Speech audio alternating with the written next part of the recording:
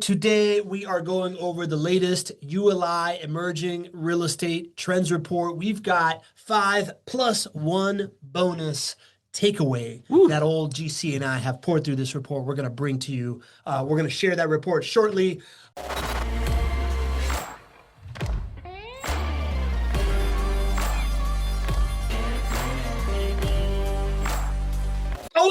Welcome, everybody, to the weekly edition of the Not Your Average Investor Show. I'm your host, Pablo Gonzalez. With me, as always, a man that I affectionately like to call GC because his genius concepts, knows how to generate cash flow, is a great co-host, and because his name is Gregg Cohen. Say hello, Gregg. Hello, everybody. Fantastic to be with you today. It is great to be in studio today and in 2 weeks. Breaking news before we even do the roll call. What's going on in 2 weeks, GC? We got the Q2 2026 Real Estate Market Outlook. It is the quarterly event that we put all of our heart and soul into, and I've been in the lab preparing for it already, guys. So it is 2 weeks from today, March 24th. Go ahead and save the date. If you are here live on the show in the audience right now, you don't have to change anything. You just show up. It's the same link. If you are listening in podcast land, then you will want to go to NYAInsights.com and register so that you can get the link and you can show up in the live audience. But you're going to want to be there. We're going to go over things like seasonality. We're going to take a look at what's going on in the greater real estate world and some of the headlines that are happening. We're gonna kind of dissect a couple of them and separate the noise from the reality. We're gonna take a look at mortgage applications as well. We're gonna talk about what's happening due to lower interest rates and how this can set you up to make really great decisions. And there's 2 or 3 other things that I'm thinking about including in there. So it's gonna be a meaty one, and you are going to want to be there March 24th, 12:30 Eastern. You know the drill. Be there. It's the big daddy of them all. I can just tell by how much the volume of your voice went up when you were talking, how excited you are. I know that you just delivered the first draft of the team today. I did. Got some feedback. Yeah. We're going to do some more. We go through this. It's like a 3-week prep to bring you this show. So you want to be there. It's thebomb.com. All right. So back to the report. The ULI Emerging Trends in Real Estate Report is something that we track closely because the ULI Urban Land Institute is kind of like this. Oh man, I'm all the way down here. Let me scroll all the way to the top. All 139 pages. This is going to be a great viewing experience. Oh no, I can just go. You could just do that. Yeah. Look at that. There you go. There you go. Sponsored by PricewaterhouseCoopers and the Urban Land Institute. United States and Canada is an all-encompassing report. How do you describe kind of like the significance of this report, GC? I think this is a very extensive, a very researched report. When it comes out, people who know read this report, and people who make decisions really read this report.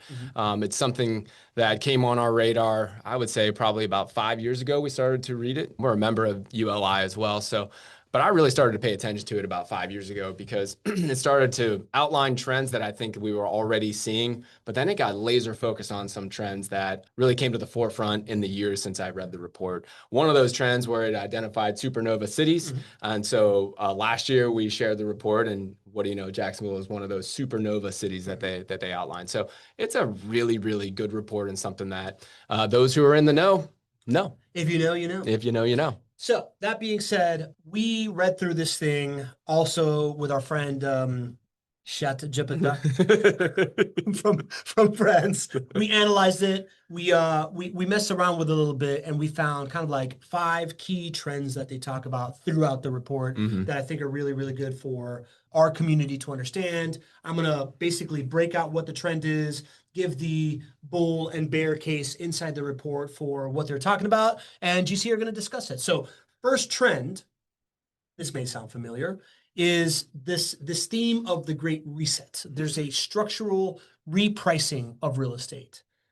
The bull case for this in the report is that the healthy pricing after the cheap capital era, real estate industry is adjusting to a new cost of capital environment, not collapsing.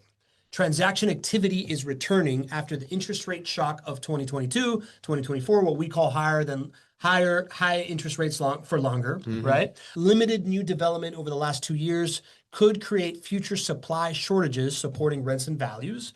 And buying opportunities are considered the strongest in 2 decades, according to the report's buy sentiment score. Implication there for the bull part of it is that long-term investors who understand the cycle may acquire assets at better yields than during the 2015 to 2021 cheap money era. That's a big proclamation that's being made there. The downside there, the bear case, is that maybe values need another leg down, right? Like that higher for longer interest rates could prevent the cap rate compression. Pricing gap still could remain between buyers and sellers, and as loans mature, distress and forced sales could still increase, especially in commercial real estate. And the investor takeaway there is we may still be in the middle of repricing, not at the end. So I said a lot there, GC. The Great Reset. I'll let you react first before I go into my thoughts. Well, when I first read the title of this being the Great Reset, I was like, oh no, did ULI go down the path of like a sensational headline here? Because I haven't felt that there was like a great reset. As I started to read more about the points that they're making, I could understand a little bit more. But Great Reset to me sounded a little bit sensational, to be quite honest. To me, this just rings of what we talked about in our summit keynote and what we talk about often on the show. It's the fact that like this asset class just works. It can be viewed as somewhat boring. I love the fact of the boring nature of this asset class, but right now there is a better boring nature to it. And better boring to me means that yields are better today than they were a year ago. So that makes sense. The Great Reset that they're talking about is the resetting of how we achieve these returns on investment through single family rental properties. And, for the last, most of the last 10 years, there's been this age of easy money. And when you are in an age of easy money, it gets a lot easier to be able to produce returns on investment. And so resetting from that makes a lot of sense for me. Resetting overall for real estate seems a little bit too sensational. And that's really where my head went when I first read the report. So I would just say, listen, we're back to basics. This asset class has worked for decades and decades.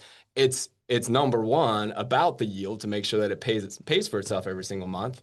And then on top of that, choosing the right market and what will help you, achieve those great returns in home price appreciation. But it's less financial engineering. It's less age of easy money. It's less lower interest rates. That's going to get you there, I guess, is my take. Yeah, I'm a big believer in context shifts, Gregg, and kind of like I look at the world through like the lens of like our context shifting, because when a context shifts, a new opportunity emerges, right? So I see this less as the word reset bothers me less. Like you said, I think our keynote was very much about that. It's like, hey, let's reanalyze what the world looks like today. So much has changed. What is the new context, right? So I can get with that. I like the summarization of it as, the last context was the age of easy money. It didn't mean that everybody that got into real estate made money, right? Just like every entrepreneur that started a business didn't make money in the last 10 years. Right. But boy, did a lot of like bad entrepreneurs make money. Yes. Yeah. Like over the last 10 years. Yeah. I know a lot of, less sophisticated real estate investors made money over the last 10 years. Like the going was good. Yeah. We are now in a new context, which is you better come at this thing with a little bit more discipline, with more operational chops. Right. Like it's not going to cure all the same mistakes that it was curing before. Right. Like you have to be very tactical about this. Right. In this era. But I keep going back to basic. That's the way that real estate has performed, especially in single family rental properties, for the 2 decades that I've been investing. And for the 2 decades before, we have really good data, going back 40, 50 years, that's when we started to have really good data, and that the operational part of it was the key. And it is the key again. Yeah. The age of easy money allowed for some operational deficiencies to be covered up because of the low interest rates and the subsequent high equity gains. But it's back to basics now. It's interesting because I go back to when I started in 2006, and I remember feeling like my business partners and I in 2006, we were a couple of 20-somethings. We had no experience. We were just out there having fun, and we had some success. We had some articles written about us and all of this, and we thought we were really good. We were not good in 2006. It took 2008 8, 9, 10 to realize that we weren't good, and that forced us to refine and become great at it. And then, of course, that led to much better operations for us and for others who stayed in the game. And then eventually the cycle, continued, and then it became the age of easy money again. Well, this is not anywhere like the Great Recession, but you can see a sort of a similarity where, if you were investing in 2018 to, 2022 or 2020, around there, you could think to yourself that you're really good, but you really weren't. Now, to be able to have this asset class perform, it has to be operator first. It has to be operations first. And that's really where the value comes from. It reminds me of another thing from and it's this idea of battle-hardened team. And as a consumer, right, as an investor, if I'm looking at this, I think from 2012, like call the age of easy money, 2014 to 2022, right? If I wanted to invest with someone in 2020, it was hard to kind of like go back and be like, hey, let me talk to clients and show me how you got them through 2008, because maybe they weren't in the game in 2008. I feel like today, since this is like the focus on operational excellence, if you are somebody that's investing with whether it's a turnkey provider or another form of investment vehicle where you're taking the passive route, the ability to say, hey, let me talk to the people that were putting money with you over the last 5 years and see how happy they've been. To me, that feels like that almost feels like an advantage as an investor these days, because now anybody that shows up, they just started or they don't have references over the last like recent history. Now you can really see the receipts of like, are they the good operator that they say they are, or was this just happenstance of easy money because it hasn't been as easy? Exactly. Yeah, exactly. So we're going to go into like these 5 different points. One of the points that within this point is saying that this may be the best era of real estate investing. Like this could be better than 2014 real estate investing era. So I think right now we do the bonus point and go back in that statement because it said it in that reading. And it basically listed 5 different reasons why they say that the next 10 years could be even better than the previous 15 years. I'm going to go point by point on that, GC. One is the return of yield. Income really matters again. This word yield is not something that we've used a lot. What is yield? Just asking for just cash flow divided by the amount of money that your initial investment. Got it. Okay, cool. Why this creates opportunity? Because from roughly 2012 to 2021, investors made money primarily through appreciation driven by falling interest rates. So cap rates compressed dramatically when that happened. Cheap debt pushed prices higher. Rental income was often secondary to appreciation. And now the opposite is happening. High rates mean assets must produce real income to justify their value. And rents are higher and prices have corrected. So that means that buying yield is possible again right now because of the last couple of years, right? And then the skeptical view is saying if rates remain elevated, cap rates may not compress as much, limiting appreciation. So investors may earn returns primarily through cash flow and amortization, which historically drove a lot of real estate wealth creation. That's a lot of words, GC. Yeah. When I pick all that out, I can't help but think, wait a minute, is the age of, the Pac-Man over? Like, is home price appreciation no longer going to be driving the returns? Is that what this is saying? Can you break that down for me? Yeah, let's start with the counterpoint or the skeptical view. Yeah. First, because I don't agree with the skeptical viewpoint there. Because, the Pac-Man principle is based not just on the last 3 years or 5 years of much higher home price appreciation. The Pac-Man principle is based on us having average home price appreciation and you holding onto this asset for 10 to 20 years. So we're not banking on the fact that, for some years we had 10 to 20% home price appreciation to make the Pac-Man principle work. So if all we have is boring, consistent home price appreciation that averages about 4.5%, 5% a year in Jacksonville is what it averages, then the Pac-Man principle still plays out and you'll still see between 60 to 80% home price appreciation. And that's why clients who have 60 to 80% of your returns coming from home price appreciation. Thank you. 60% of your total wealth pie will be because of home price appreciation. That's just the way the numbers play out. Yeah. So if interest rates do stay high, that doesn't mean that we're not still going to see home price appreciation. Home price appreciation is largely pegged to inflation. It's very similar to inflation because this is a hard asset. So even if interest rates stay elevated more than we all want, to me, that doesn't break down the Pac-Man principle.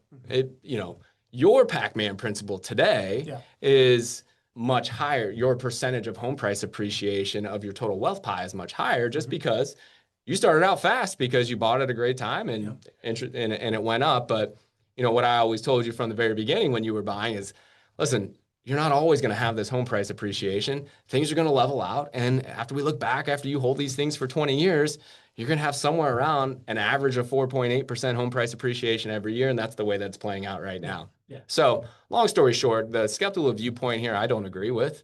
Even if you have higher interest rates, we will see the Pac-Man principle play out, and home price appreciation will still be a significant driver of your overall wealth. And that makes sense. So this is basically saying that I feel like you've said this a lot on the show, right? Like you're like, often people will offer rental properties, like other turnkey providers will offer rental properties and they'll put 8, 9, 10%, oh my gosh, expected home price appreciation because they're using the average of like the last 5 years. Right. And that has this like huge spike from 2020 to 2022. Right. And that's not really the returns that you're going to get over time, right? So it's like, if you are still zooming out and looking at it over 40 years and normalizing the market to that, that's where the Pac-Man principle comes from. Tell me more about this yield principle, right? So like when I hear this idea of like income mattering again, I think of what we were talking about right now of builder incentives putting cash in your pocket right now, vacancy doing really well. How do I think through this idea of yield mattering? Yield matters now. I mean, if you go back to the show that we have done for years and years and years, you've seen my language regarding cash flow change, right? Some things stay the same, meaning like, listen, we need to make sure these assets pay for themselves. But a lot of times we were talking about how, listen, break-even cash flow is okay, which is the truth. In owning single-family rental properties, break-even cash flow is okay, making sure that it can pay for itself. You're planning for a rainy day. And after you've planned for that rainy day, making sure that it can pay for itself. Break even, it's okay. But now when we're talking about cash flow or yield, we're talking about earning a couple $100 a month in positive cash flow. It's another way of saying that you get more yield today than you could have had a year ago, 2 years ago, 3 years ago. And so while it's not life-changing, right? It's not saying that a couple $100 a month is going to change your life, but that's $2,000, $3,000 a year of yield. And that's yield that we feel. That's return that we feel because it's in your bank account. And really what it does is it helps you buffer for a rainy day. Not only is the property paying for itself every single month, but now you have excess cash flow or excess yield. So I think it is really important because to me, it just helps. It's not going to get you rich. It's not going to be the thing that's going to drive you to your financial outcome. It's going to mitigate the downside. It's going to make this even more enjoyable. Which the biggest risk in this whole asset class is if you just buy and sell. Like if you just buy, you have a great operator, you just buy and you hold for a full market cycle, you're going to be fine.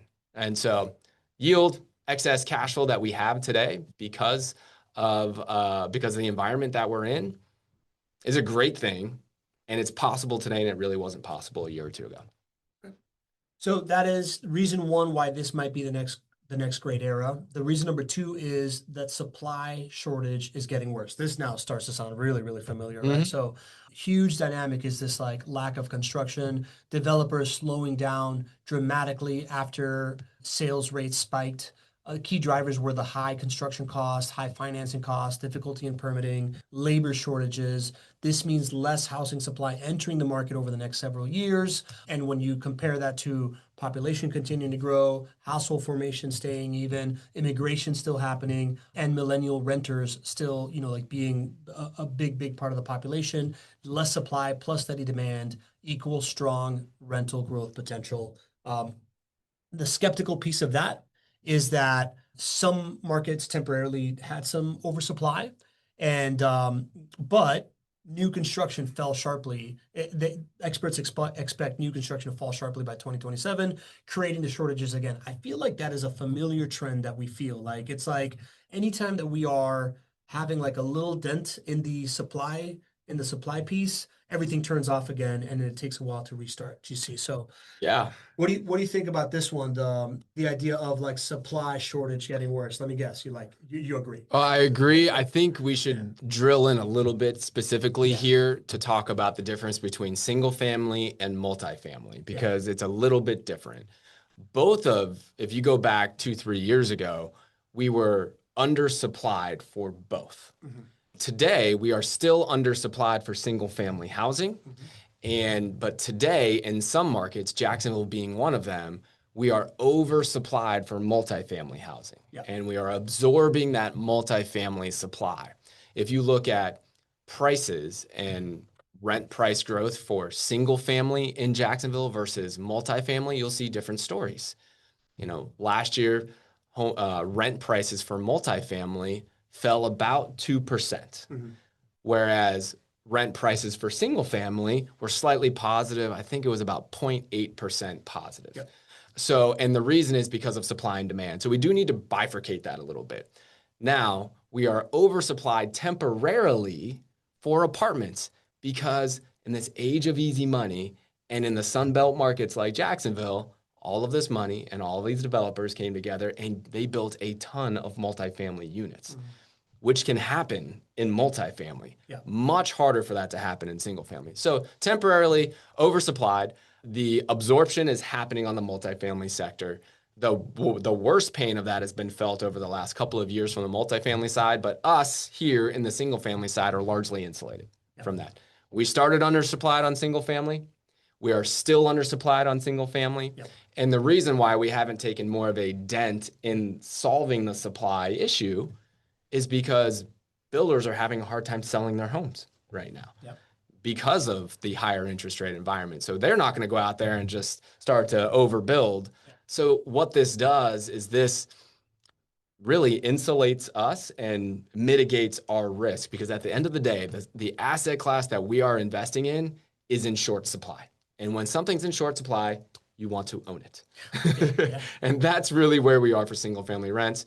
And if we combine this point with the previous point about how this could be the best 10 years in terms of yield, you start to see that when housing affordability creates challenges, people can't buy because homes are so expensive. They need a roof over their head. That renter demand is going to grow.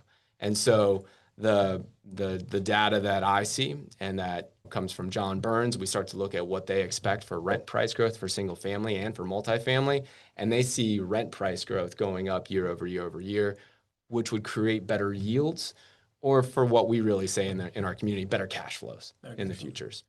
Okay. Yep. I had a feeling that that would be perfectly aligned with the show, right? Yeah. This is one that is kind of counterintuitive to us as well, based on what we're talking about in the show. Another reason why they believe that this is one of the best time, this might be the best time in 10 years, is that institutional capital is still flooding into housing. Large institutions continue to increase allocations into housing, like pension funds, sovereign wealth funds, insurance companies, because housing is viewed as inflation resistant, kind of what you're saying, essential, stable income. Single family rentals in particular have seen a massive institutional interest.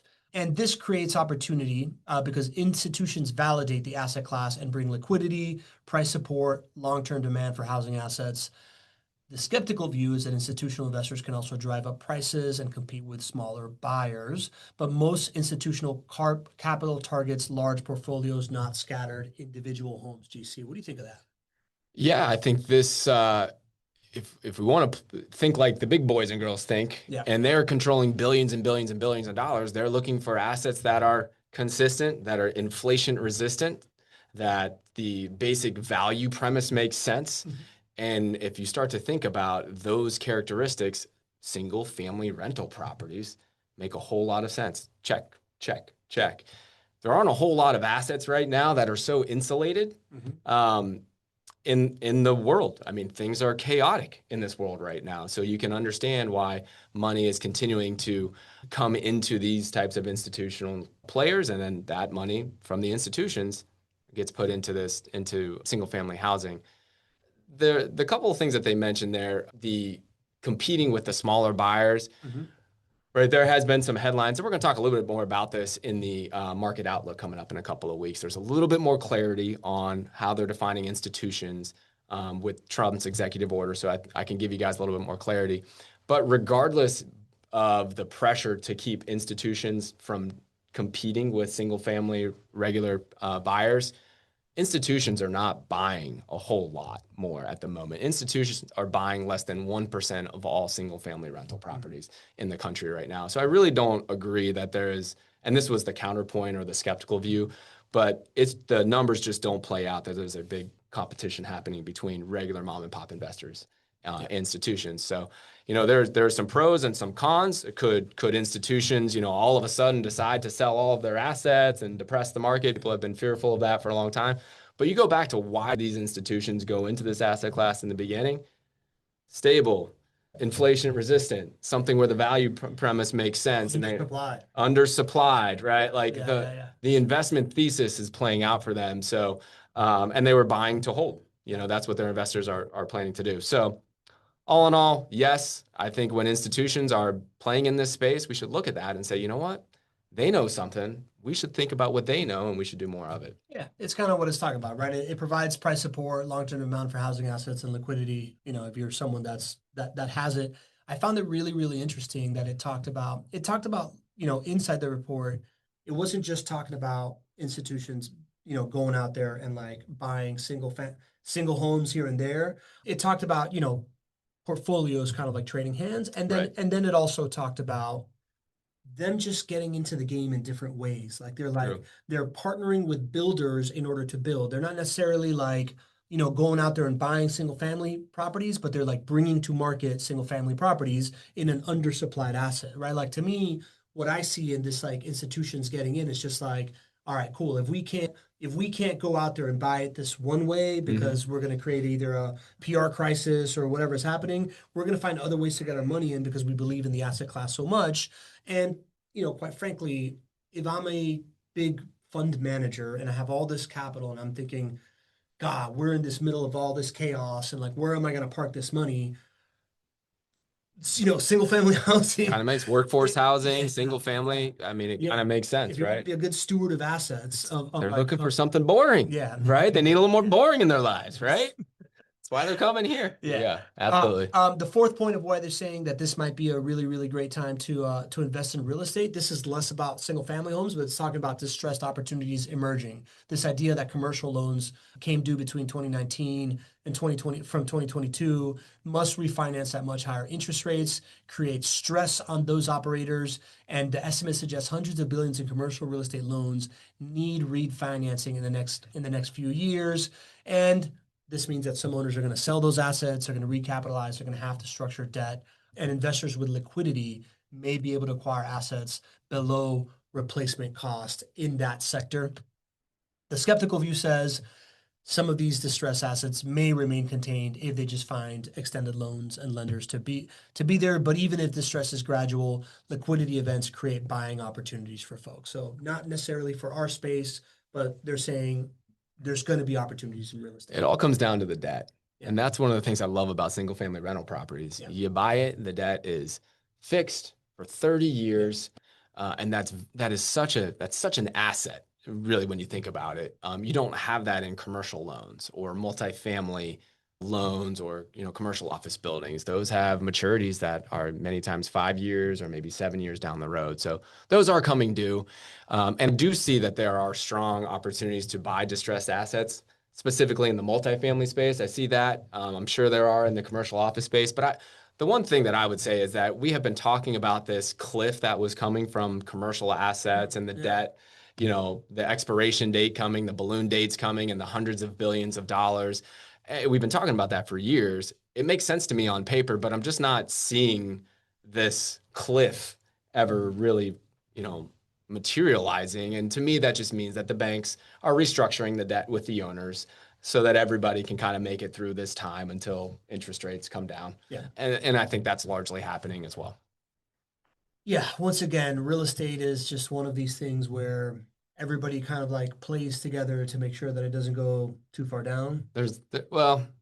when it's in everybody's best interest, that's what they do. I mean, like the lender, if they were to foreclose on it, then they have an asset there, and then they have to service it, and then it's not the best time for them to sell it as well. So I don't think everybody's doing it for altruistic, means, but I think everybody can kind of come to a marriage of convenience when it comes to restructuring the debt on the commercial side many times. Makes sense. And then the fifth reason why they're saying that this may be the best period to buy in history is that demographics continue to favor housing for decades. The biggest driver may just be population dynamics. That is millennials, which is the largest generation by population, moving through their prime housing years. Gen Z is entering the workforce. Immigration is continuing. Household formation remains strong. So housing demand is going to stay structurally supported. And demand for housing is less cyclical than most asset classes. People always need a place to live. It goes back to this point of like critical need. Skeptical view is saying that the high housing costs could reduce household formation. That's like a big, I don't know where that goes from there, but counterpoint, reducing household formation could actually increase rental demand, especially in workforce housing. Yeah, I mean, I agree. I think the tailwinds here of owning something that is not just in high demand today, but that seemingly will only see higher demand going forward makes a lot of sense. That's why we want to own that asset. And then we own it specifically in the most underserved section of housing as well, which is workforce housing. There is a missing middle. There is missing housing in the neighborhoods that we need it the most, and this is where affordability is the biggest challenge. And so we want to. It's a great asset class to be able to own, and something that not only works today from a supply and demand perspective, but hard to see how it doesn't work for supply and demand to be in your favor into the future. Yeah, I think of things that take a long time to shift, and that's population behavior. Right?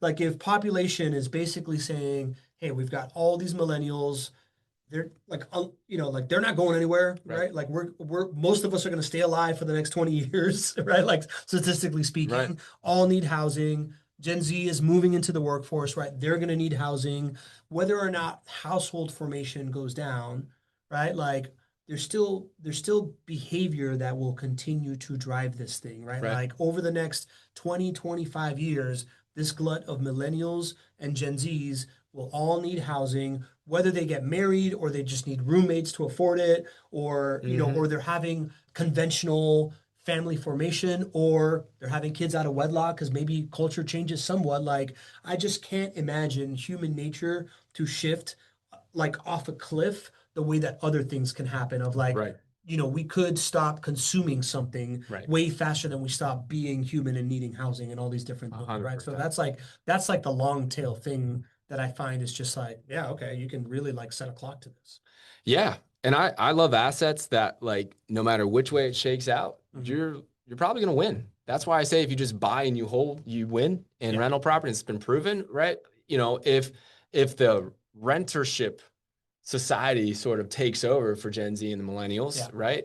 Well, then you're going to see significant rent demand. And that means that your yield is going to go up, which is what this report is talking about. And you win there, right?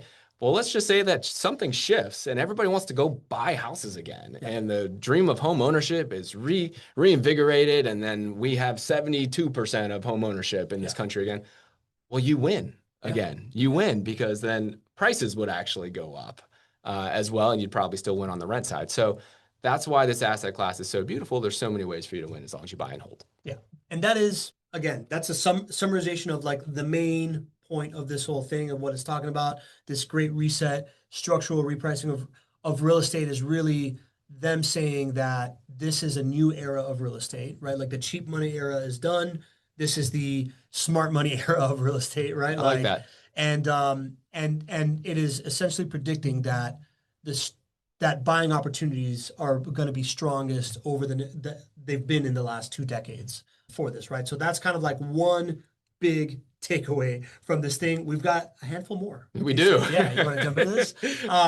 Second is interest rates and the fog over the market, right? So the report repeatedly describes the market as navigating fog. The bull case here is that capital markets are gradually improving. Rate reductions, like we were talking about beginning in 2025, have increased transaction activities already. Easier financing conditions are bringing sidelines investors back into the market. Liquidity from institutional capital and retirement accounts may increase over time. That implication means that demand could return really quickly once rates stabilize. The bear case is that 90% of survey respondents cited interest rates and cost of capital as their biggest concern, along with inflation, tariffs, labor shortages, and could keep these borrowing costs elevated. So, there's still this kind of like fog that's happening. We're seeing like a better path. Yeah. But there's still fog, and people are still just kind of like walking around in it. Yeah, I can get down with the fog Yeah. metaphor there. I think, people are looking at the fundamentals here and they're saying there's something here, right? Yields are improving. So people see that, but it's still hard for people to take action. And people are seeing, listen, I understand what happens, that interest rates are a little bit higher, but I understand what happens when interest rates come down like they have. Interest rates today are about 1% lower than they were 1 year ago. And we understand what happens after that happens. Mortgage application starts to rise, the number of mortgage applications start to rise, and as we get into the spring and summer seasons, we start to see much higher home sales data, which is on the horizon. So I think people start to understand elements of that, but it's still really hard for people to take action. And it's because there's so much noise or fog or whatnot. There's so much information that's going on into our brains every day when it comes to what's going on in the world. And how does that affect tariffs? And, we have labor reports that come out and it's a negative labor situation, but we also have inflationary things that come out, and we see that the cost of energy is going up, and we're like, I don't know, fog, brain fog, like how do I take action in a time like this? So I can feel that in our clients and our show, I can feel that in myself because it's a little bit hard to separate that noise. But I think this is a time to understand, to kind of separate the noise from the fundamentals and lean into the fundamentals. And if you lean into the fundamentals, you'll be okay. To me, it comes back to this is people seeking certainty, right? Like with all this fog, all this type of stuff, it's like, what from a first principle standpoint do you know that you can bet on, right? Like I think the opportunistic, like, I'm going to get in before rates go down, or like whatever's happening is one thing, but at the end of the day, it's like you still need a plan for your retirement. You still need to like put your capital places in the bank as cash. Like that's on you. Like that's a loser, so you're looking for something where it's not a loser, where it's a likely winner, where it has the highest kind of like floor that you can find. And to me, the only way that you find that is a structurally, fundamentally strong investment that looks good across anytime you look at it, and a really, really great operator that has delivered over and over again in different circumstances. That is the only certainty that's out there today. And that to me is like the only way you get through fog, by like holding on to something and knowing what you're 100%. You know what I mean? 100%. Right. The interest rate and the future increase in demand that comes from it, that should not be the reason that you make this decision. It should be operator. It should be experience. It should be your ability to buy and hold and see how this asset is going to work for 10 years, 20 years in the future. And then you can sprinkle on some really good things like, well, when interest rates go down, what's going to happen? Or the downtown Jacksonville conversation. That's the icing on the cake. Got it. The next big thing that we see a lot in this report, housing affordability still being a dominant macro trend. So housing affordability and availability were cited over half of industry leaders as top social issue affecting real estate. The bull case, you're going to love this. Workforce housing is the opportunity. Persistent housing shortages support long-term demand for rental housing. Single-family rentals and workforce housing provide essential supply.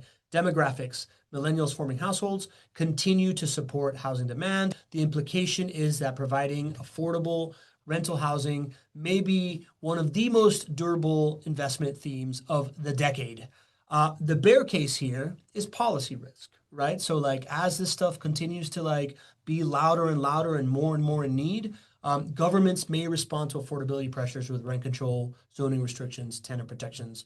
Political pressures seems to be the one risk that could limit rent growth or increase regulatory costs. Yeah, let's take the bull case. Yeah. I mean, it's what we've been preaching for, almost a little over half a decade now. Yeah. And you're kind of hearing it from one of the most respected reports. Workforce housing is the place to be. It's the place to make the best returns. It's also the place to help the most for this country when we are looking at affordability as being a challenge. Sure. Building more units in workforce housing is helping our neighborhood. So it checks, both sides of the brain there for me. So you're hearing it from ULI. You've been hearing it here on the Not Your Average Investor Show. Workforce housing is the place to be. The bear case talking about policy risk, that's a thing, man. That's a thing. Policy risk is out there. The good thing is that, I don't know if this is a good thing, but policy risk is out there no matter which asset you're thinking about investing in. Sure. With what has just recently happened in the world and our involvement in the war, and thinking about what happens here at home, if I just take the people element out of it, obviously that's where our thoughts and our hearts are. But if I just put my investor hat on and I'm just thinking about economically what happens here, well, there's a lot of inflationary pressures that happen. The cost of energy is skyrocketing now, and then that is a big driver of inflation across our entire economy. And that does things to different asset classes. If I start to think about workforce housing, single family rentals, are we affected by policy risk? Absolutely. But you could make an argument that we're a lot more insulated versus some other types of asset classes that are going to feel the brunt, especially of higher energy costs. So the other thing to keep in mind is, if there are policy risks when it comes to single family housing, it is not a blanket all across the country. Like, for example, rent control gets thrown out a lot. Rent control, if it does happen, happens in other states. It's not on the table here in Florida. I haven't heard anything of it. I haven't heard anything of it in a very, very long time, and definitely not here in Jacksonville. But it does happen in other parts of the country. There is an ability, if you do find policy risk adversely affecting your single family rental property investment, that you can do a 1031 exchange and go from one market to another advantaged market like Jacksonville. And the last thing I'll add here is, policy can change in your favor too as a single family rental property owner. There is a lot of chatter right now about eliminating or significantly reducing property taxes in the state of Florida. That would be a policy change that would have the word is out as far as if it's a good thing or not. But if you're an owner of real estate, that's going to mean so much more housing demand, and that's going to mean prices going up for your assets. So specifically, if you're just putting the lens on of if you would benefit from that as an owner of single family rental properties, you absolutely would. And that could also be a policy thing that could help return on investment. So policy risk is out there, but you know what? So many ways that you're insulated by being in the right asset class, which is workforce housing. Yeah, it's kind of like what I've been telling you, man. Like it's hard to find any business story these days that doesn't have like a governmental angle to it. Right. So like the idea that like policy risk is out there, policy seems to be, like front and center in executive orders, in headlines, in, political warfare, whatever we're doing out here there's a lot of policy going on in the world flying around. I do like this idea that, for me, what I think of is tried and true. It's worked for a really, really, really, really, really long time, right? Like the idea of just like, hey, the fireman needs a place to live and support their family, right? Like and raise their kids. That will always happen. This whole like macro trends of the population driving these things, this being the dominant trend based on everything that we've talked about, doesn't surprise me one bit. There you go. Okay, so number 4, capital is shifting towards, this is kind of related, towards resilient asset classes, right? So the report talks that investors are rewriting their playbook, shifting capital towards sectors with durable demand. So here are the sectors that they say have durable demand that are operationally resilient, and I think they all make sense to us. Single family rentals, of course, data centers, senior housing, self-storage, and medical office. These sectors benefit from structural, demographic, and technological trends. Income-producing real estate with essential demand is becoming more attractive. And the bear case here, the asset selection risk is increasing. Performance gaps between high quality assets and weaker properties are widening. Investors must now analyze specific submarkets and property operations, not just asset classes. This is back to saying the era of buy anything and ride the cap compression rate is over. Yeah, I think both the bull case and the bear case are absolutely real from my vantage point. Yeah. And I think money does want to move into more resilient asset classes and a resilient playbook, or what I call a boring playbook. You know, we need a little bit more boring in our life. We just need a little something that's just going to work, and it's not dependent on this or that or the other thing to work. It's just been working for decades, like you just mentioned, and single family rental properties fit that mold. The other ones, some of them are a little bit more, you know, I guess like opportunistic for this moment where we are right now, and maybe haven't been validated nearly as long as single family rentals. I just think of data centers, right? I mean, there's a huge demand for data centers right now. I don't see that going away anytime soon, but that's a little bit newer to the game. Senior housing makes a ton of sense to me, obviously, right? Aging population, of course. Self-storage is a little bit unique. We kind of looked into that a little bit, and that one was interesting to me. That one's like doesn't make a lot of sense, but as far as like, you know, I see self-storage as more of like a luxury, but again, if you know, what we looked into was that if housing is becoming less, you know, like less affordable, people are going to be living in smaller places. We're not talking about, you know, people that are already living in workforce housing having self-storage. We're talking about people that are in like the higher kind of like social demographic luxury housing, moving into condos, moving their stuff into self-storage. Yeah, I think the economics of it is, it's not saying that people are just going to go out and buy a ton of stuff and then just go and have an extra expense and go store it in storage, and that's not the demand that they're talking about. They're talking about a successful person who has the opportunity to spend less on housing or to stay in their existing home and basically downsize. And if they do that, then the cost that they save, where they don't have to spend it on new housing or additional housing, they can throw a percentage of that into a storage unit and stay in the same place. Is kind of the economics of it. Yeah, but yeah, makes sense. You know, like we talked, like it's like AutoZone stock, right?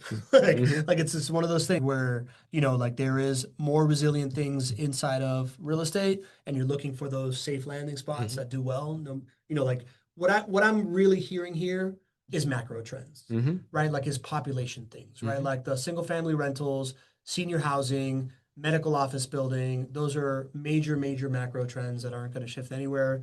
Data centers, I mean, you know, it is newer, but it does feel like, hey man, we're the genie's out of the bottle. We're not like going back to needing less like demand on this type of stuff. So really interesting to think about it in other asset classes now.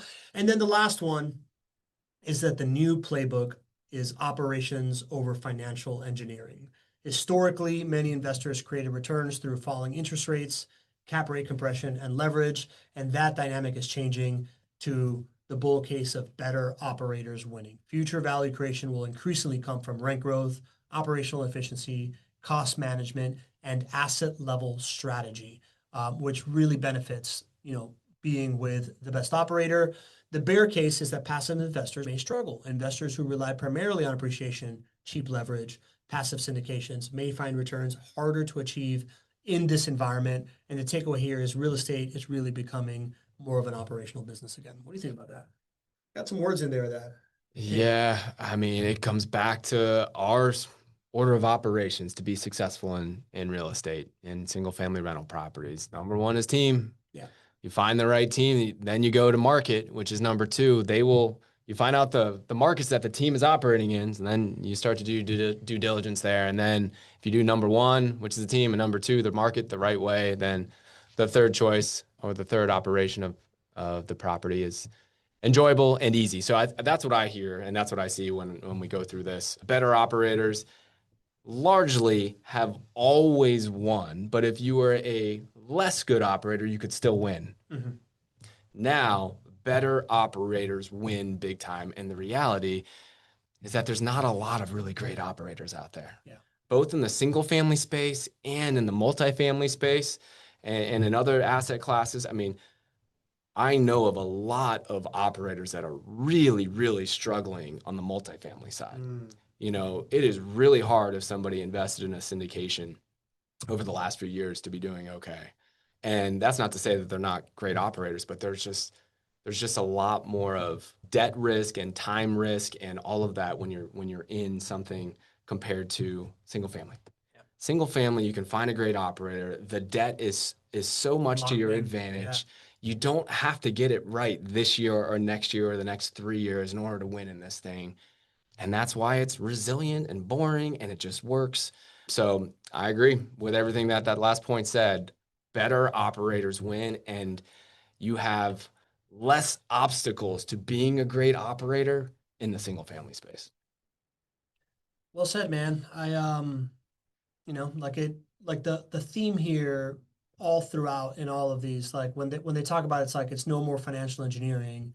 It's just like, man, when debt isn't as cheap as it was before, there's just less opportunities for financial engineering. So you can't hide behind that piece, right? Like it's really going to come down to fundamentals. Can you operate it? Can you deliver on what you say you're going to do and continue to do that thing? Right? So it's like, it's exactly what you said. It's the order of operations that we've been preaching here for the last 5 years. And based on the outtake, the main message here being like that the last decade rewarded almost anybody that did this stuff.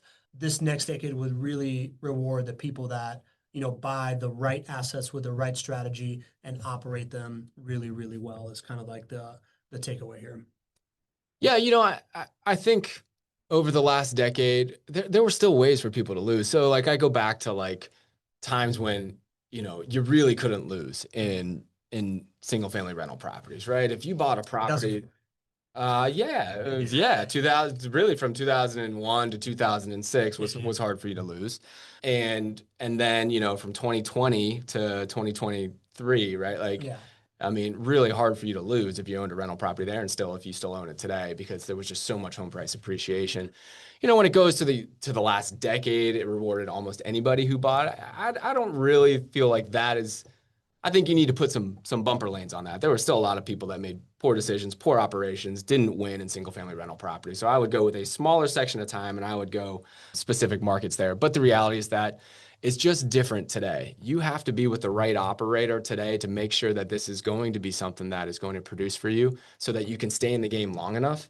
And then you really need to know the market that you're operating in to make sure that you can set yourself up for growth. Not every market is going to grow like every market grew, for the last 5 years. So know your operator, know your market so well. And one thing we didn't really talk about was the fact that there are things that are driving significant appreciation opportunities. It's just not interest rates. Yeah. Right. So we talk a lot about downtown Jacksonville. That's one hidden edge that you can have that's going to see higher home price and rent price and median income appreciation. But you got to know your operator and you got to know your market in order to figure those things out. That was a meaty report, man. Yeah. I wasn't sure we're going to get that done in an hour, but we got it right in an hour. So, we poured through that thing. Hope we brought you some really, really good data and perspective there. Had a really good attendance today. Had about like 70 people here. That's awesome. Thank you, guys. Good. Way to show up. I think the message is clear, right? Like this is this reset that everybody's talking about. It's not really cycle related. It's like context related, right? Like the cycle is the cycle. Real estate is still doing its thing. It's just that there is a shift from kind of like the easy money era into like the professional operator era, and you're kind of like seeing it everywhere. I'm happy that we get to do this show. I get to see this operation. The fact that you guys have been around, and like I feel like my money's safe because we're following the order of operation that we talk about: team, market, property. There you go, buddy. Okay. Those are the fundamentals. Next week, I don't know if you were there for the summit, but we had this like impromptu Q&A at a house, and the JWB construction department really shone. People were asking about different maintenance things, right? Like I think as a rental property investor, you always worry about unforeseen maintenance expenses. And the JWB construction team was just there like, oh, no, this is how we handle that. This is how we handle that. I think it's an under kind of like emphasized thing here. The fact that you guys have construction project management that allows you to mitigate for maintenance costs on the front end, allows you to decrease the cost of turns, and allows you to like keep those costs in check. So we're gonna have a construction teammate here next week. We are. I'm really excited about it. A lot of this is so foundational to how we produce great returns for you, how we mitigate not just maintenance costs, but vacancy costs too. And to have that level of professional expertise driving your investment for you is a real asset for you. And we get to shine a light on it next Tuesday. So super excited. And then the week after that, market update, right? That's right. In 2 weeks, save the date. If you're still listening on the podcast, you got to go register for this thing so that you want to see it. And from now till then, GC, any pieces of advice? Don't be average. See ya.